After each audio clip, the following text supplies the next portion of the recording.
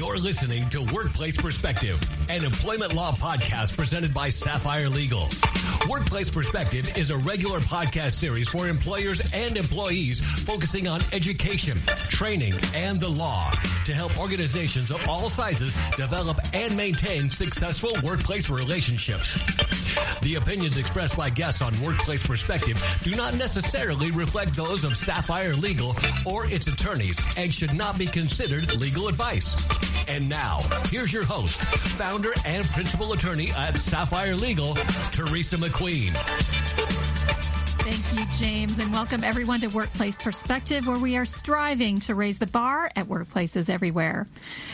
We are in full holiday mode at Workplace Perspective, and today's show is going to be dedicated to our annual Holiday Survival Guide. The holiday mix and mingle season is in full swing, which means a lot of added stress for those of you who may dread the inevitable holiday business social scene. But fear not, Workplace Perspective is here to help you sail through the holiday with confidence and style. It's going to be a great show. Don't go away. We'll be right back. The opinions expressed by guests on Workplace Perspective do not necessarily reflect those of SAFFIRE Legal or its attorneys and should not be considered legal advice. You're listening to Workplace Perspective, an employment law podcast presented by SAFFIRE Legal. Well, welcome back to our listeners. It is so hard to believe that it's December already.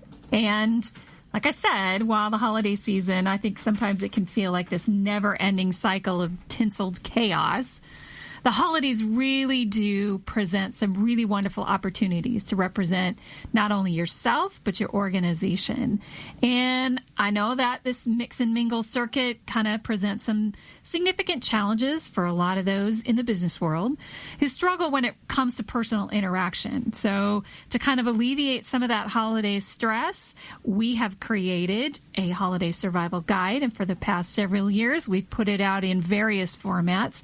And today we're going to be walking through some of our most helpful tips for surviving the holidays, starting with the importance of an RSVP.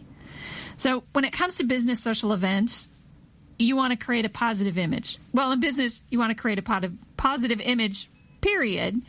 But with a social setting, that first step, creating that image, really starts way before you make your grand entrance into the event.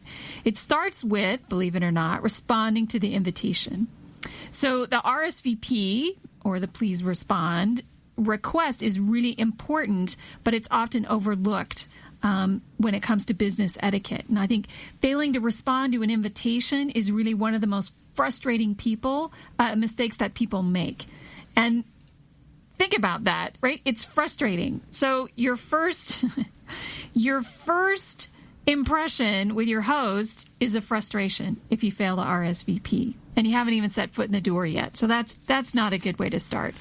So failing to RSVP, of course, really sends a message to the host that you don't think much of the effort that they made in putting their event together, or worse, that you're holding out for a better offer. And with the point of etiquette to be building and maintaining these business relationships, you really do this by showing consideration, respect, and honesty with your actions, your words, your appearance. And while the RSVP might seem like a really small thing, it's still a really terrific way for you to show respect and appreciation and to kind of set yourself apart from the other attendees who do forget. And in a world where job performance skills are only going to get you so far, banking a little bit of goodwill and showing off your personal skills really might just make all the difference when it comes to putting yourself in a favorable light. So, couple tips when it comes to the RSVP. You always want to respond immediately. So waiting until later, it's really a big mistake because the invitations get lost or they get forgotten. They sit in your email inbox or on your desk. And so I think a good rule of thumb is to respond usually within a day or two of receiving the invitation. Now, what happens is one of the reasons that people don't respond right away is they're never sure as to whether or not they're available. But I think it's really important to still answer right away and just be honest. So one of the first things a host worries about is whether or not you receive the invitation. So it's important to alleviate that concern by letting them know you got the invitation. And then the next concern is always whether or not you're going to be able to attend. So if you can't, be honest. If you're not sure, be honest. Let the host know that you received the invitation, and if you're not sure if you can make it, that you'll get back to them about whether or not you'll be able to attend as soon as possible. You want to be sure to tell them when they can expect you to let them know definitively so you're not holding on, right? And then you don't want to forget to calendar that date and follow up with them.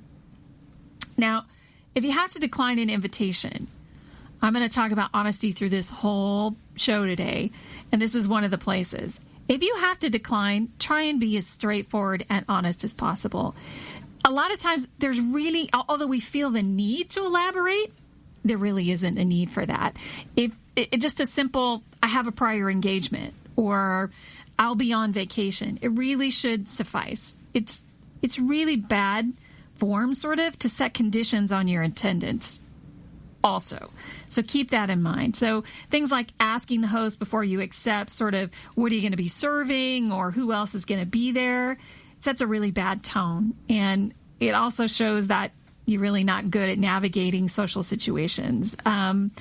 And you're not building a great reputation when it comes to the business world, if that's how you're viewing it. It kind of goes back to that idea that your host is wondering, well, if you're asking me those questions, then you're looking to compare my event to somebody else's. Maybe you have a better offer. Doesn't make that person feel very good. They're going to have a negative feeling towards you. So you ever get confused by those regrets only RSVP requests? Ones that say, just tell us if regrets only. That's all we need. You're not alone. So the idea behind a regret only request is that you need only reply if you can't attend. So that way the host, they don't want to get inundated with replies, everybody commenting or responding back. But this means that if your host doesn't hear from you, then they're expecting you to be there. And if you can't attend and simply forget to reply, or you can't recall if you did, or you didn't reply, it can pose a problem for the host.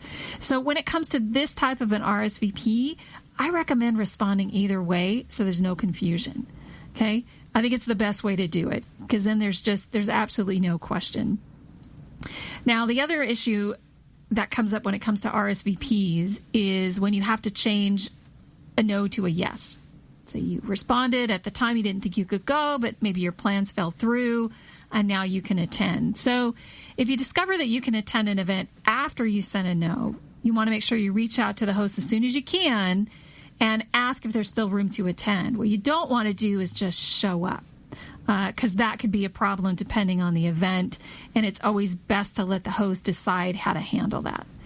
One of the last things I'll say about RSVPs is you want to make sure that you are not bringing uninvited guests. So bringing along someone who's not invited, this includes your spouse or your significant other or your children. It's almost as bad as failing to respond to the invitation.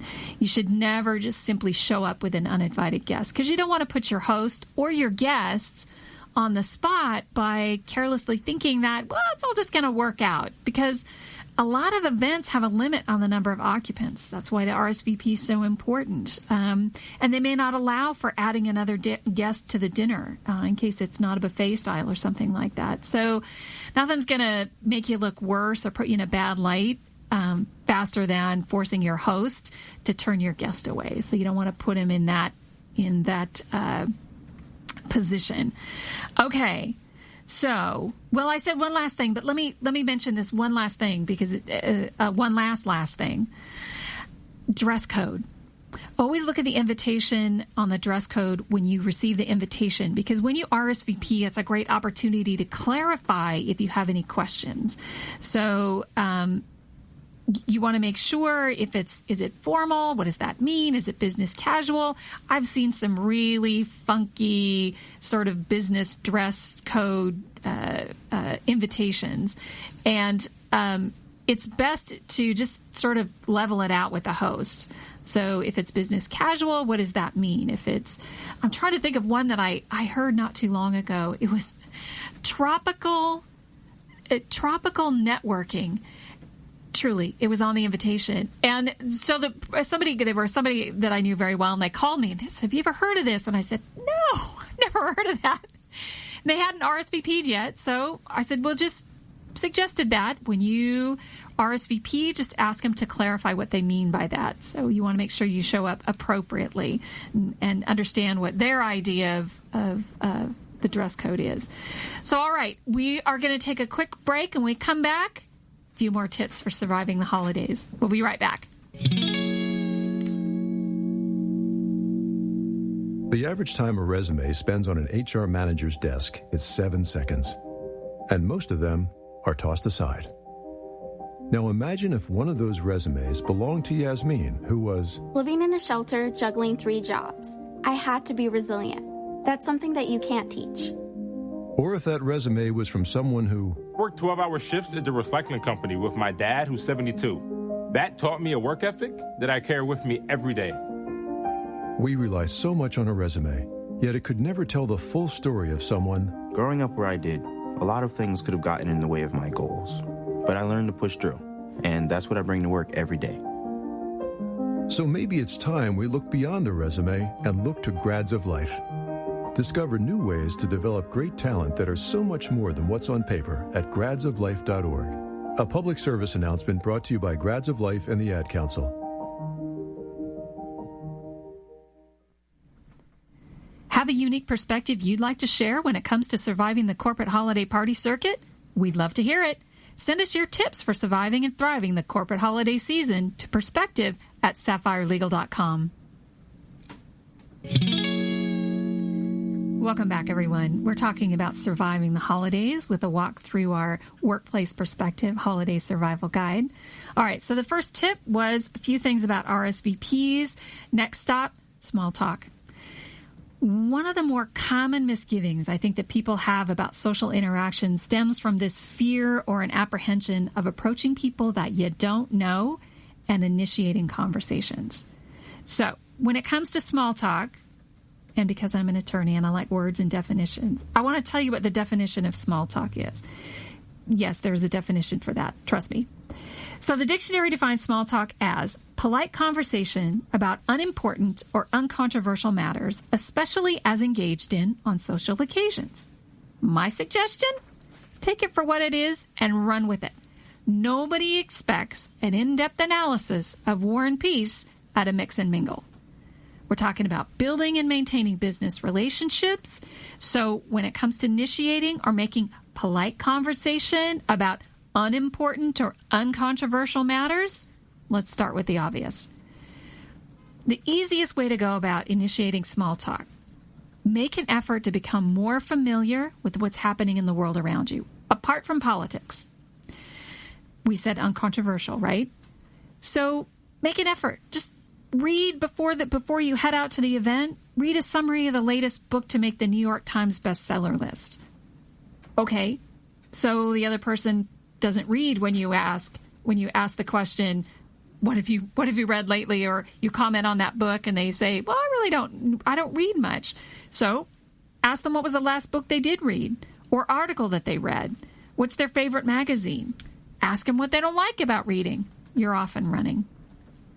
You could find out the name of the week's top grossing movie or check the internet to see how your state sports team did last weekend. Because I'll tell you, even people who don't follow sports really tend to know how the local teams did. And even if the other person says they hate sports, great. Admit it's not your favorite thing either, if that's true, and take it from there. Keep in mind, nothing in-depth is required. You are just trying to start a conversation or keep one going.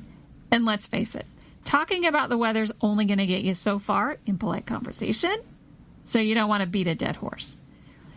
My other tip: get curious. So cultivate a curiosity about the world around you. Truly amazing array of topics that you can use to start, continue, or redirect a conversation. Try this approach, and you're never going to be at a loss for small talk material. Get really good at small talk, and you're going to develop a reputation for being comfortable with people and someone who's easy to talk to in a social setting, which is not a bad reputation to have in business. Another tip: research. You don't know much about your host? Do some research. Ask about their interests. If the host's a business client, read up about them. Have they recently been recognized for any awards or innovations? You don't have any time to prepare before your event? No problem.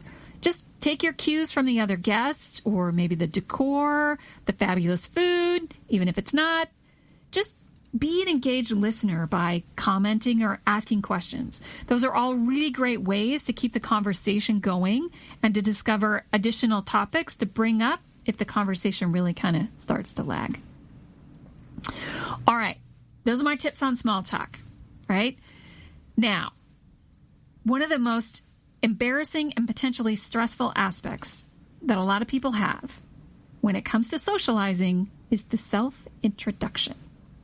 Walking up to, meeting, talking to strangers are all really common occurrences, just seemingly designed to strike fear in the heart of any socially trepidatious individual. But keep in mind, most all social business events are already structured as meet and greets, and people are expecting you to come up and introduce yourself. So think about it. Half the battle's already won. Now, I get asked a lot about the best way to approach an individual or group of people in a situation where you don't know anyone. So here's my advice, the practicalities. Look around the room, find someone who looks approachable. Either someone standing by themselves or someone in a group. Walk up with confidence.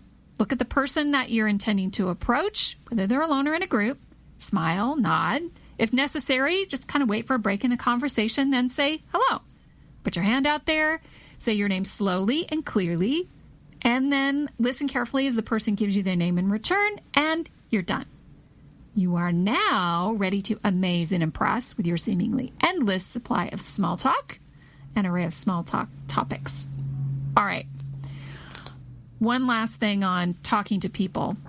There's always a tough moment in any social setting, especially in a business social setting. It's the inevitable, I'm sorry, I can't remember your name situation. So what do you do when you can't remember a person's name and you need to make an introduction, or when they remember you and you don't remember them? One way to handle the situation is to face it head on by just asking the person for their name. Just look at them, smile, and just simply say, "Look, I'm sorry, I've forgotten your name." Most people are not going to be offended by this, and they're going to be willing to forgive and forget, especially when the admission is just accompanied by a really sincere apology. Here's something else you can do if you're too embarrassed just by not remembering their name and you just don't know what to do. You can simply turn to the person next to you, if there's one there, gesture then to the new person that just walked up and ask, "Have you two met?"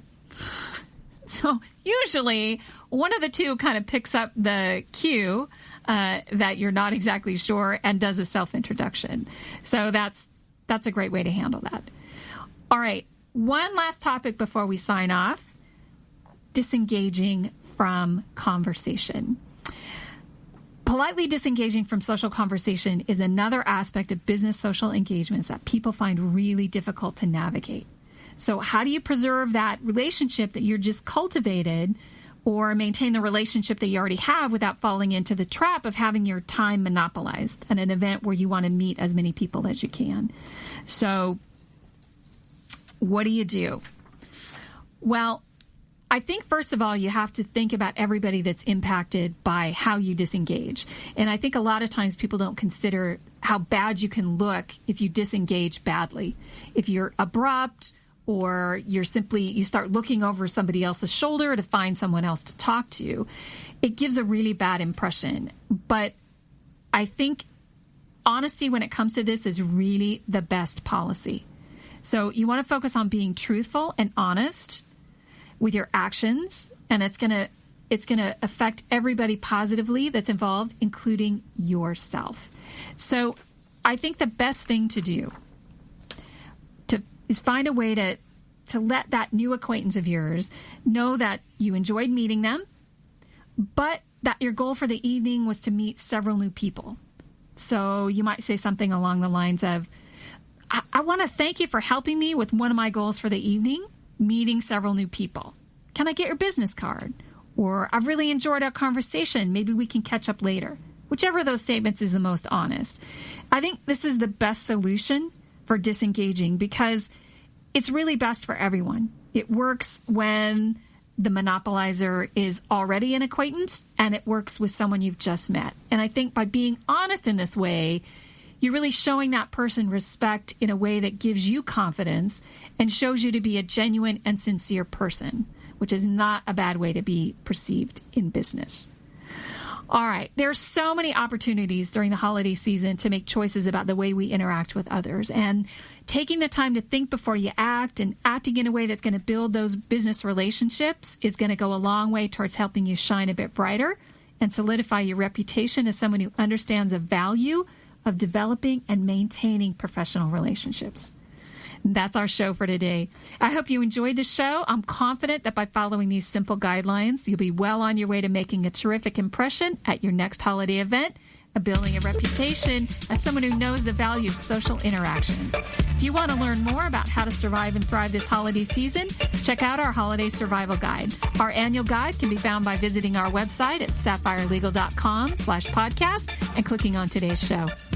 I want to thank our listeners, My Radio Angels, James and the Knave at Night, and Workplace Perspectives team extraordinaire, our engineer and producer, Paul Roberts, our associate producer, Michelle Hardy, with music provided by the very talented Stephen Versaloni. Thank you all for joining us on Workplace Perspective, and until next time, keep raising the bar.